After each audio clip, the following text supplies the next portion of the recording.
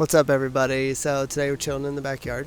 Kids are running around. You probably will see them. I had a completely different video planned for today. I was going to do a whole another cinematography, lighting breakdown, which I probably still will do that. That was pretty exciting, but I'm just swamped right now with pre-production on a really cool project that I'm actually filming. We're starting the day that this video uploads is when that project is happening. So I did still want to make a video and talk about something that's really important to me when it comes to filmmaking and the journey that I took to get to where I'm at today. I'm far from where I want to be as a filmmaker. So much more I want to accomplish as a director, as a cinematographer, DP, what I want to create, where I want to go with all of this. Still a long ways to go. But it's really interesting. I was talking with my wife the other day, and it's been exactly 4 years since I started taking filmmaking seriously. It had been a hobby before that, so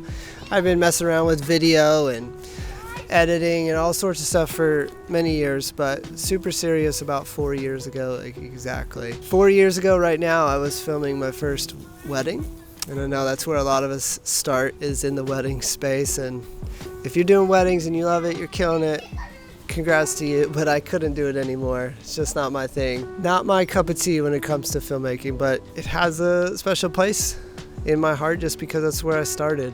And I was thinking about that first project 4 years ago. I did it for free, just to do it, just to learn, and it was quite the learning experience. And I look at that project and I look at where I'm at today, and I'm just so thankful. So I wanted to share a few things of growing as a filmmaker. I think for me, the most important thing is to remain curious.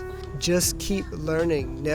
Don't stop learning about color grading, about audio, about gear, trying new gear. Just stay curious about your craft. If you want to be successful, no matter where you're at in this process, if you just are curious about your craft and you are passionate about learning and getting better at it, I promise you, incredible things will happen in time. That's the only way to get better, is to just keep trying. I see a lot of filmmakers out there that are interested in filmmaking or this or that, but they're not out making stuff. And I think that's a problem.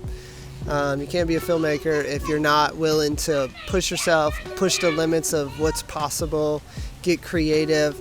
Just because you don't have the budget for something doesn't mean that it can't happen, and just figure it out. I think so much of being a successful filmmaker is being a really good problem solver and just figuring out crazy ways to rig things or crazy ways to accomplish a shot or push yourself in storytelling and all of these different aspects. You just gotta keep trying. The next biggest thing that is so very important to me, and I didn't pursue this till probably a couple years into my journey, but it's surrounding myself with people that are just exponentially better than me.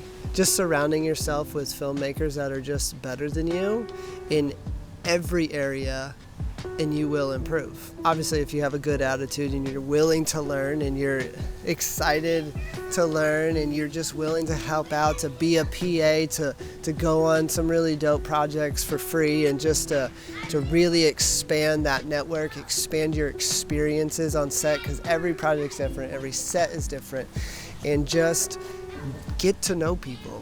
That's been one of the best things for my journey so far, is just working with people that are better than me and being okay with that, and watching how they do things, asking them, hey, that was a really dope project that you made. Could you open up your timeline and let me look at it, let me examine their techniques on editing. And I think a lot of filmmakers are willing to do stuff like that. We just need to ask. If they say no, maybe it's a super special project or NDAs or whatever, and they can't, that's fine. But I think the majority of the time they're going to let you into their creative process. Don't always be one that takes from that relationship. Just give on set, go above and beyond, and do everything that you can to be just a good person, and then to be a good filmmaker, be a good friend, just be an awesome person. And it's going to pay off, I promise. I've seen it happen over and over and over again. Get to know people better than you.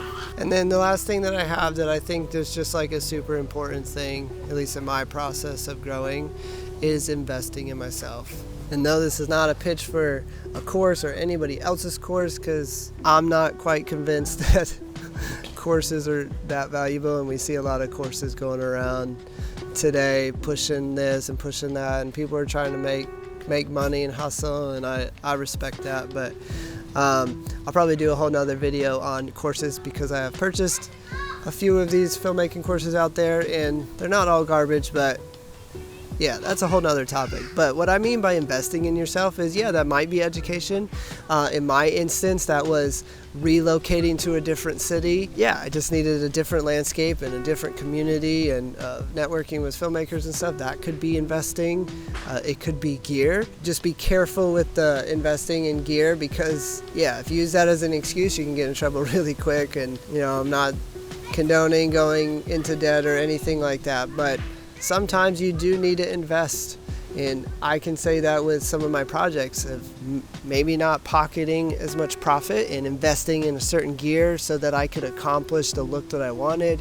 I could tell a better story because of gear. I think gear, the right gear, and knowing how to use that right gear can help tell a better story, for sure, 100%. Just be wise with your gear purchases and stuff. But I think investing in yourself, watching videos, talking to people, asking them to maybe mentor you, or if it is a educational course piece, I think those have their place. And take the time to invest in yourself, whether that's taking time to learn something, taking money to purchase a certain piece of gear, or that's relocating to a better market where you can network better. Whatever the case, invest in yourself, and that can look a bunch of different ways. So it's not a financial investment, it's a time investment, it's a relationship investment. Super chill video today, nothing crazy, but these just things are on my heart because I've been at this for right about 4 years, which isn't a lot of time. But when I look back at what I created 4 years ago and what I'm creating now, I see a huge improvement, and I think it's due to those three things mainly. It's not luck, it's not skill, it's hard work, it's always being curious,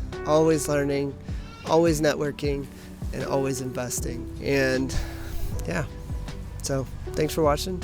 I love you guys. I'll see you in the next one. Peace.